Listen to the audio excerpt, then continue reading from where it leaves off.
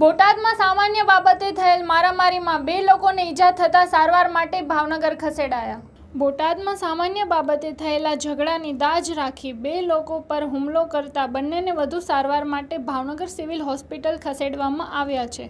કલ્પેશ લખધીરભાઈ આલ અને કરસનભાઈ શામળાભાઈ ખાંભલિયા તેઓના ઘરે સૂતા હતા ત્યારે 13 થી 14 જેટલા અજાણ્યા ઈસમોએ ઘરે આવી બંને લોકો પર ધોકા, પાઇપ અને તીક્ષ્ણ હથિયારો સાથે હુમલો કરી માર માર્યો હતો, જેમાં 2 લોકોને ઈજા થતાં પ્રથમ બોટાદ હોસ્પિટલ અને ત્યારબાદ વધુ સારવાર માટે ભાવનગરની સિવિલ હોસ્પિટલ ખસેડવામાં આવ્યા હતા.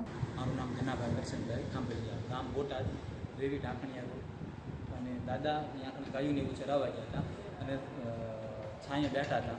ત્યાં અચાનક 15 લોકો 15 થી 10 થી 15ની આજુબાજુ લોકો આવી અને દાદા ઉપર અને પેલા ભાઈ ઉપર હુમલો કર્યો, કલ્પેશભાઈ ઉપર. અને નામ કેવું કે જાણ્યું નહોતું. દાદાની છાંયા સૂતા હતા અને આવી અચાનક એમના ઉપર હુમલો કરી નાખ્યો. શું હથિયાર હતું ભાઈ? હવે એમને પણ નથી ખબર, કારણ કે સૂતા હતા અને અચાનક આવે તો એની કોઈ વસ્તુનો ખ્યાલ ન હોય એટલા માટે. બાંધણનું કારણ કાંઈ? કોઈ વાત જાણ્યામાં નથી થયું. એ લોકો કાંઈ બોલાય નથી, ચાલે ડાયરેક્ટ સૂતા હતા અને ડાયરેક્ટ એમના ઉપર ઘાત કરવાનું ચાલુ કર્યું છે. કેટલા જણાને વાગ્યું? 2 જણાને. શું નામ? કરશનભાઈ શામળાભાઈ ખાંભલિયા અને અલ્પેશભાઈ લધીરભાઈ આલ. ઓકે, આ વિશે પોલીસ ફરિયાદ કરવાની? જરૂર. કલ્પેશ હું માર્યા ગમે એ હોય, 13-14 જણા હતા. હા, પૂતા હતા ને આવીને ડાયરેક્ટ મારવા જ મળ્યું.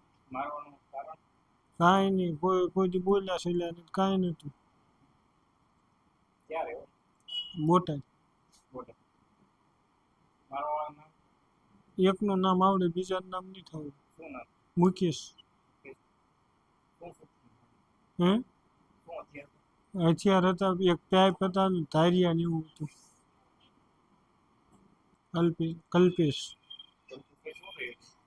હું માર્યા ગમે એ હોય, 13-14 જણા હતા. હા, પૂતા હતા ને આવીને ડાયરેક્ટ મારવા જ મળ્યું. કાંઈ નહીં, કોઈ બોલ્યા છેલ્લા નથી, કાંઈ નહોતું. બોટાદ. એકનું નામ આવડે, બીજાનું નામ નહીં થવું. મુકેશ. હથિયાર હતા, એક પાઇપ હતા ને ધારિયા ને એવું હતું. કલ્પેશ હું માર્યા ગમે એ હોય, 13-14 જણા હતા.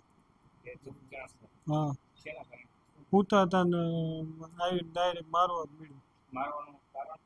કાંઈ નહીં, કોઈ બોલ્યા છેલ્લા નથી, કાંઈ નહોતું. બોટાદ. એકનું નામ આવડે, બીજાનું નામ નહીં થવું. મુકેશ. હથિયાર હતા, એક પાઇપ હતા ને ધારિયા ને એવું હતું.